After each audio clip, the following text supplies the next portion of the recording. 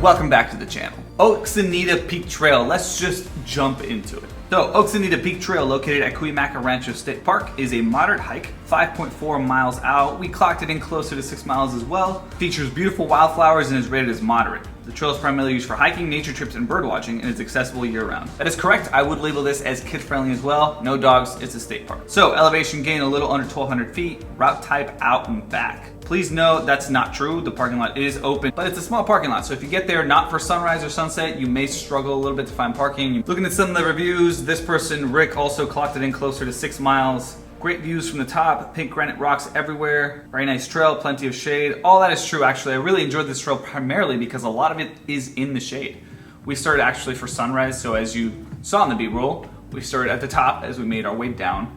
But there's a lot of big trees that cover up the trail, and it was absolutely beautiful. A lot of that is already turning for fall. Let's talk about how to get there. Pretty easy. Every time you've gone to Stonewall Peak, the 2 videos I covered on Stonewall Peak, Cuyamaca Peak, you always go on the 79, and then you park at 𝐥𝐻𝐻 Campground. In this case though, Oakzanita Peak is 10 minutes, give or take, south of 𝐥𝐻𝐻. So as you can see on the map here, normally you drive the 79, you drive all of this to get to 𝐥𝐻𝐻 Campground, but instead you're gonna stop down here. We drop our little man. As you can see, there is limited space here. You should not park like this guy, you should park like a normal parking spot. So you'd be parking perpendicular to the road, not in parallel to it. And then there's the sign, and then the trail starts right through those 2 trees as you saw in the video. Now, trail details, the first part of this trail is really covered up. It's beautiful, it's green, now it's turning yellow. A lot of shade. Once you get to the fire road, this was the one time that you will overlap with the fire road as we see here. You'll make a right, and then the next exit, right, you won't keep going on the fire road, so watch out for that. You'll make another right. From here, there's beautiful views. There's a big tree that's fallen over. Looks very, very beautiful, big meadow-like.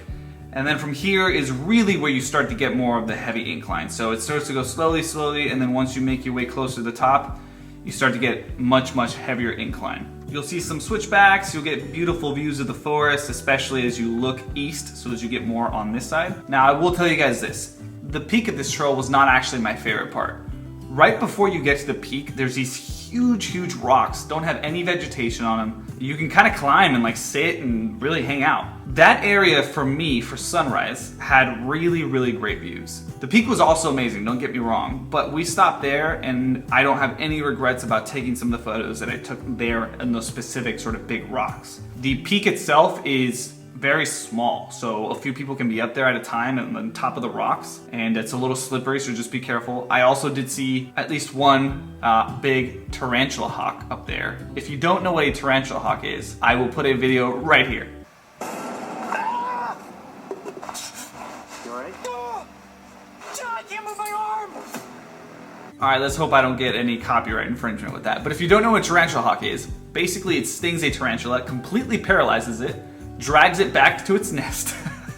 One of my friends has told me, like, you're not encouraging me to go back out and hike. Look, they're fine, just stay away from them, leave them alone. They're after tarantulas, not you. Shoot, you'll be fine, you'll be fine. But did you die, right? Really magnificent 360-degree views, but watch out for those big rocks right around here before you get to the peak. They make for really great spots to kind of sit and lounge at and really just enjoy the views north and east.